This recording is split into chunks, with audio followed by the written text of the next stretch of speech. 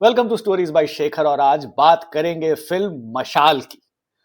दिलीप कुमार ने अपने करियर में बहुत सारे जबरदस्त परफॉर्मेंसेस दिए हैं, उसमें कोई शक नहीं है। लेकिन एक परफॉर्मेंस की बात अक्सर होती है जब भी हम दिलीप कुमार का जिक्र करते हैं, और वो है मशाल फिल्म का। उसमें भी खास करके वो पर्टिकुलर सीन जहां वो सड़क पे अपनी बीवी के मौत को मरते हुए देख रहे हैं और लोगों से हेल्प मांग रहे हैं और चिल्ला रहे हैं कि ये भाई गाड़ी रोको, कोई मदद कर दो। वो सीन जो है वो दिलीप कुमार के करियर का one of the best performance उसे कह सकते हैं। वो एक आइकनिक सीन है। और इवन फिल्म के डायरेक्टर यश चोपड़ा ने भी कहा था कि वो सीन जो है, जिस तरीके से अपने इमोशन को दिलीप कुमार ने स्क्रीन पे उतारा था, वो सीन अपने आप में एक इंस्टीट्यूशन है एस्पिरेंट एक्टर्स के लिए। जो भी एक्टर बनना चाहता है, जिसे भी एक्टिंग करने का एक एक्टिंग में करियर बनाना चाहता है, उसे वो सीन जरूर देखना चाहिए और कैसे इमोशन को अपने इमोशन को पर्दे पे लाना चाहिए, वो उस सीन के जरिए आपको दिलीप कुमार से सीखना चाहिए। मशाल 1984 में रिलीज हुई थी और यश चोपड़ा उसे डायरेक्ट कर रहे थे। दिलीप कुमार के साथ इस फिल्म में अनिल कपूर थे, रति अग्निहोत्री थी, वहीदा रहमान थी और अमरीश पुरी थे। एक्सपेक्टेशंस काफी ज्यादा थे, लेकिन फिल्म अनफॉर्चुनेटली उस उम्मीदों पे खड़ी नहीं उतरी और फिल्म जो है वो सेमी हिट कहे या फिर फ्लॉप भी कह सकते हैं इसे। वो बॉक्स ऑफिस पे बहुत ज्यादा जबरदस्त कमाल नहीं कर पाई। क्यों नहीं कर पाई, इसकी मेकिंग के किस्से क्या है और उस सीन के पीछे की कहानी क्या है, उसको आज मैं कोशिश करूंगा आपको इस वीडियो में बताने का। देखिए, मशाल जो बनाया यश चोपड़ा ने, उसके पीछे एक रीजन था। उन्हें कहा गया था कि आप एक ऐसी फिल्म बनाइए जो कि थोड़ी रियलिस्टिक हो। क्योंकि अगर आपको याद होगा, यश चोपड़ा ने अपने बैनर के तले 1981 में जब सिलसिला बनाई थी, तो उसका पब्लिसिटी काफी था क्योंकि ऑब्वियसली बहुत ही बड़ी कंट्रोवर्शियल कास्टिंग थी उस फिल्म की। अनफॉर्चुनेटली इतने बस के बावजूद सिलसिला जो है वो फ्लॉप हो गई थी। तो जो यश चोपड़ा के जर्नलिस्ट फ्रेंड्स थे, उन्होंने कहा कि आप थोड़ा रियलिस्टिक चीजों पे फिल्में बनाएं और रोमांस को कुछ दिन के लिए थोड़ा साइड करें। और देखिए कि जिंदगी में और भी कितनी सारी चीजें हैं, रोमांस के अलावा भी दुनिया में बहुत कुछ होता है जिसे कि आप अपने पर्दे पे उतार नहीं रहे हैं।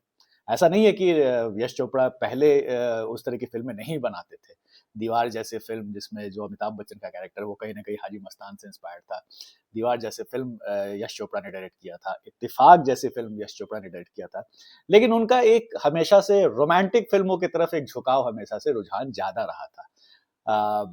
जब उन्होंने अपना बैनर लॉन्च किया यश राज फिल्म्स, तो पहली फिल्म दाग थी राजेश खन्ना की, और वो बड़ी हिट थी। और सबको लगा था और यश चोपड़ा ही मानते थे कि मैं रोमांटिक फिल्में ज्यादा बेटर बना सकता हूँ। इसलिए जब कभी कभी बनाई उन्होंने, मतलब एक एक एक ही समय पे दीवार की भी शूटिंग हो रही थी और एक ही समय पे उसी समय कभी कभी की भी शूटिंग हो रही थी। तो इनका रेंज कितना था ये तो सबको पता था। लेकिन जब त्रिमूर्ति फिल्म्स के अंडर दीवार के बाद इन्होंने त्रिशूल बनाया, त्रिशूल हिट हुई। उसके बाद फिर जब इन्होंने अपने बैनर के तले सिलसिला और फासले बनाई, तो वो फ्लॉप हो गई। तो सबने कहा कि थोड़ा फिर से आप अपने जो थीम्स है उसको चेंज कीजिए और कुछ रियल सब्जेक्ट पे फिल्म बनाइए। तो यश चोपड़ा ने कहा कि चलिए ठीक है, समय की अगर यही डिमांड है तो यही करते हैं। तो इनके पास कहानी तो थी नहीं। तो उस वक्त क्या हुआ था कि शक्ति फिल्म के बाद सलीम जावेद की जोड़ी जो है वो टूट गई थी। और तो जावेद अख्तर से मिले यश चोपड़ा और उनसे कहा कि एक कहानी मुझे चाहिए। उधर जावेद अख्तर भी कुछ प्रूव करना चाहते थे कि अकेले भी मैं वो कमाल कर सकता हूँ जो मैं सलीम जावेद जोड़ी, एज अ पेयर जो मैं करता था, मैं अकेले भी कुछ अच्छी स्टोरी लिख सकता हूँ। तो जावेद अख्तर ने एक प्ले देखा था, मराठी प्ले था, उसका नाम था अश्रुचि झाली फूले, और उसे लिखा था वसंत कानितकर ने। और उस प्ले से इंस्पायर होकर के जावेद अख्तर ने मशाल की कहानी लिखी।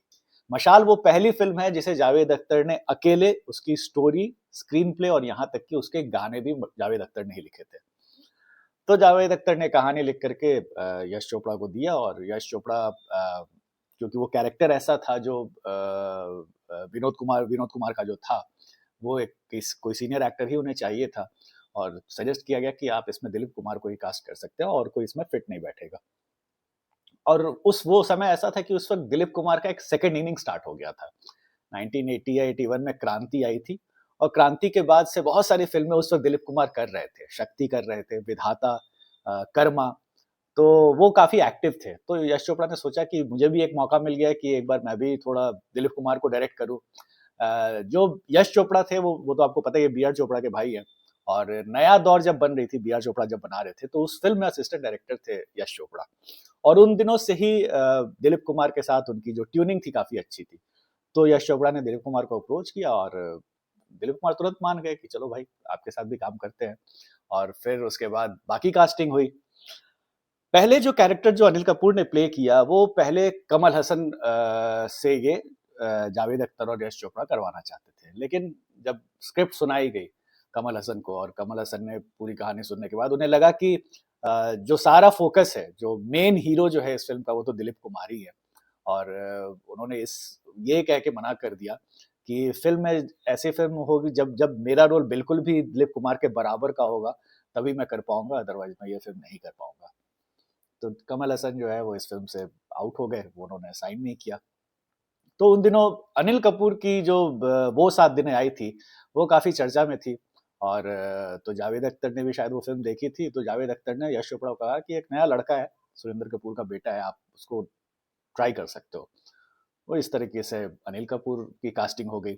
शबाना आज़मी ने भी शायद रिकमेंड किया था अनिल कपूर का नाम, तो अनिल कपूर भी इस तरह से ऑन बोर्ड हो गए। और फिर फ़िल्म की शूटिंग शुरू हुई। फ़िल्म का पूरा सेट डिज़ाइन किया गया। आपको याद होगा डोगर बस्ती, जो डोगर भट्टी जो है, वहाँ का ये पूरा स्लम का एक सेट बनाया गया। और यश चोपड़ा पहली बार इस तरह की चीज़ें अपने फ़िल्मों में दिखा रहे थे। स्लम और दारू की भट्टी और जुए के अड्डे, इस तरह की चीज़ें अपनी फ़िल्मों में वो दिखा रहे थे। तो सेट बहुत अच्छा बना था, बहुत अच्छा उस पे मेहनत किया गया, काम किया गया। और बहुत सारे, क्योंकि इस फ़िल्म में पहली बार बहुत सारी चीज़ें यश चोपड़ा के साथ हो रही थी। एक तो आप समझ लो कि अनिल कपूर, अमरीश पुरी, गुलशन ग्रोवर और सईद जाफ़री, ये सारे एक्टर्स, मोहन आगाशे, ये सारे एक्टर्स पहली बार यश चोपड़ा के साथ काम कर रहे थे। और इन एक्टर्स का उस वक़्त मार्केट में नाम काफ़ी था। और क्योंकि रियलिस्टिक, और ये सारे बहुत सारे एक्टर्स जो हैं वो थिएटर बैकग्राउंड से आए हुए थे। और चूँकि यश चोपड़ा को रियलिस्टिक फ़िल्म बनाना था, तो बॉम्बे के एक्टर, जो फ़िल्मी एक्टर्स को ना लेकर के इन्होंने सोचा कि थोड़ा चलो थिएटर के एक्टर्स के साथ काम किया जाए। तो इस तरह के सईद जाफ़री और ये सब लोग इस फ़िल्म का हिस्सा बन गए। फ़िल्म बनी और फ़िल्म फ़िल्म रिलीज़ हुई 1984 में, लेकिन एक ही प्रॉब्लम हुआ कि फ़िल्म उम्मीदों पे नहीं खड़ी उतरी। 25 करीब 2.5 करोड़ की ये फ़िल्म थी। और 2 करोड़ 90 लाख रुपए में शायद ये फ़िल्म बनी थी। और इसका जो कलेक्शन था वो करीब 2 करोड़ 50 लाख का ही था। तो ये अपना बजट भी जो है वो रिकवर नहीं कर पाई थी। उसके कई कारण थे। एक तो ऑडियंस ने भी देखा और क्रिटिक्स ने भी जब देखा वो फ़िल्म, तो सबको लगा कि यश चोपड़ा जो हैं वो ज़्यादा कंफर्टेबल रोमांटिक फ़िल्म बनाने में ही हैं। वो बात निकल के नहीं आ पाई पर्दे पे, जो लोगों ने एक्सपेक्ट किया था। ऊपर से जो लैंग्वेज भी था, जैसे अनिल कपूर का जो लैंग्वेज पूरा था, वो पूरा ही बम्बईया महाराष्ट्र का जो लैंग्वेज होता है उस तरीके का ही था। तो कहीं न कहीं नॉर्थ इंडिया के बेल्ट में ऑडियंस उस चीज़ से कनेक्ट नहीं कर पाए। हालाँकि परफ़ॉर्मेंस उनका बहुत अच्छा था, अनिल कपूर का। फ़िल्मफेयर का बेस्ट सपोर्टिंग एक्टर का अवार्ड उन्हें मिला था इस फ़िल्म के लिए। हालाँकि इस अवार्ड को लेकर के एक थोड़ी-सी कंट्रोवर्सी भी है, क्योंकि उस साल आज की आवाज़ नाम की एक फ़िल्म आई थी और उसमें शफ़ी इनामदार, जो बड़े फ़ेमस कैरेक्टर थे, वो भी नॉमिनेटेड थे। और शफ़ी इनामदार ने अकॉर्डिंग टू रिपोर्ट्स कहीं क्लेम किया था कि फ़िल्म फेयर वालों ने मुझे कहा था कि मैं तुम्हें अवार्ड दूँगा, अगर तुम ये खरीदना चाहते हो तो। क्योंकि ऐसे बहुत सारे उस वक़्त किस्से होते थे कि फ़िल्म फेयर वाले जो हैं वो अपने अवार्ड्स बेचते थे। क्योंकि आपने देखा होगा, ऋषि कपूर ने कहा था कि मेरा नाम जो बॉबी थी, बॉबी के लिए उन्होंने अपना अवार्ड खरीदा था। नहीं तो अगर वो नहीं खरीदते तो शायद उस वक़्त ज़ंजीर के लिए अमिताभ बच्चन को अवार्ड मिलता। तो इस तरह की चीज़ें, अवार्ड की खरीद-फ़रोख्त हमेशा से होती रही है। तो शफ़ी इनामदार ने ये कहा था कि अगर फ़िल्म फेयर वालों ने कहा कि अगर आप पैसे दोगे तो हम आपको ये अवार्ड दे देंगे, तो शफ़ी इनामदार ने मना कर दिया। और इस तरीके से अनिल कपूर को ये अवार्ड मिल गया। अब हालाँकि इस दावे में कितनी सच्चाई है, देखिए, ये कोई क्लैरिफ़िकेशन इसके बारे में देगा नहीं, लेकिन ऐसी-ऐसी बातें हो रही थी उस वक़्त। इसके अलावा एक और बात थी कि यश चोपड़ा की जो फ़िल्म थी, चूँकि यश चोपड़ा की फ़िल्मों में गाने बहुत अच्छे होते हैं और मेलोडी सॉन्ग ज्यादातर यश चोपड़ा के फिल्मों में होते थे। अनफॉर्चुनेटली मशाल में वैसा कुछ था नहीं। हालांकि मुझे पर्सनली मशाल के गाने पसंद है। दो तीन गाने जैसे उसमें जो थे, जिंदगी आ रहा हूं मैं, वो मुझे लगता है हर युवा को वो गाना इंस्पायर जरूर करता होगा। और इसके अलावा जो होली का सॉन्ग था, होली आई देखो होली आई रे, वो भी किसी मराठी सॉन्ग का ही वो ट्यून से इंस्पायर किया हुआ सॉन्ग था। और उसके अलावा एक और गाना मुझे बहुत पसंद था, है जो इनफैक्ट है, और वो है मुझे तुम याद करना और मुझको याद आना तुम, मैं एक दिन लौट के आऊंगा ये मत भूल जाना तुम। अनिल कपूर और ऋतिक अग्निहोत्री पे ये फिल्माया हुआ गाना था। और ये जो गाना है ये रेलवे बैकयार्ड में वो जो रेल का जो डॉक होता है उसमें ये गाना पिक्चराइज किया हुआ है। तो क्रिटिक्स ने इस बात को लेके भी आपत्ति जताई कि जो यश चोपड़ा की फिल्में होती हैं उसमें ब्यूटीफुल लोकेशंस पे सॉन्ग पिक्चराइज होते हैं, और ये जो गाना है वो रेल के डब्बे में गाना शूट हो रहा है और यार्ड में आपने शूट किया है। तो वो सारी चीजें शायद उस वक्त क्रिटिक्स को और ऑडियंस को भी नहीं पसंद आई। हालांकि गाना मुझे पसंद है। और पहली ही बार यश चोपड़ा के फिल्म में हृदयनाथ मंगेशकर ने इस फिल्म का म्यूजिक दिया था। बहुत ज्यादा, क्योंकि एक दो जो जैसे गाने थे, फुटपाथों के हम रहने वाले, वो सारे गाने मतलब लोगों को उतना ज्यादा अपील नहीं कर पाए।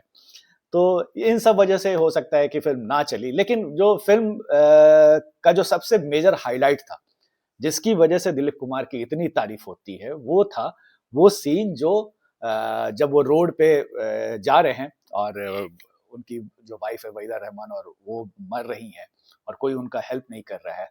वो आइकॉनिक सीन है। और सीन के बारे में दिलीप कुमार की जो ऑटोबायोग्राफी है, Dilip Kumar the substance and the shadow, जिसे लिखा था उदय उदय उदयतार नायर ने, उसमें उन्होंने अपने उस सीन का जिक्र किया है और बताया है कि दरअसल उस सीन को करते समय मैं अपने पर्सनल एक्सपीरियंस को याद कर रहा था। दरअसल जो दिलीप कुमार के फादर थे, मोहम्मद सरवर खान, उनको आगा जी कहते थे दिलीप कुमार। तो एक बार क्या हुआ था कि इनके जो बड़े भाई थे अयूब, उनकी मौत हो गई थी बहुत ही खराब सरकमस्टांसेस में। और जो उस वक्त जो दिलीप कुमार ने देखा था अपने फादर को, बिल्कुल हेल्पलेस उस वक्त, वो किसी भी तरीके से अपने जो बेटे का वो इलाज नहीं करवा पा रहे थे। तो वो एक इंसिडेंट। इसके अलावा एक बार इनकी मदर की तबीयत बहुत खराब थी और उनकी भी ब्रेथलेसनेस का उन्हें प्रॉब्लम हुआ था, और ब्रेथलेसनेस के प्रॉब्लम से वो बेहोश हो गई थी। और दिलीप कुमार के फादर के आर्म्स में ही वो बेहोश पड़ी हुई थी, और दिलीप कुमार के जो फादर है वो सबसे मदद मांग रहे थे और कोई उनकी मदद नहीं कर पा रहा था।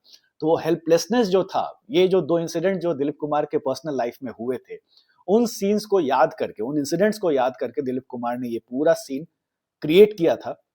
और तभी आपको वो पेन जो नजर आता है दिलीप कुमार के परफॉर्मेंस में, उस वजह से ही आता है।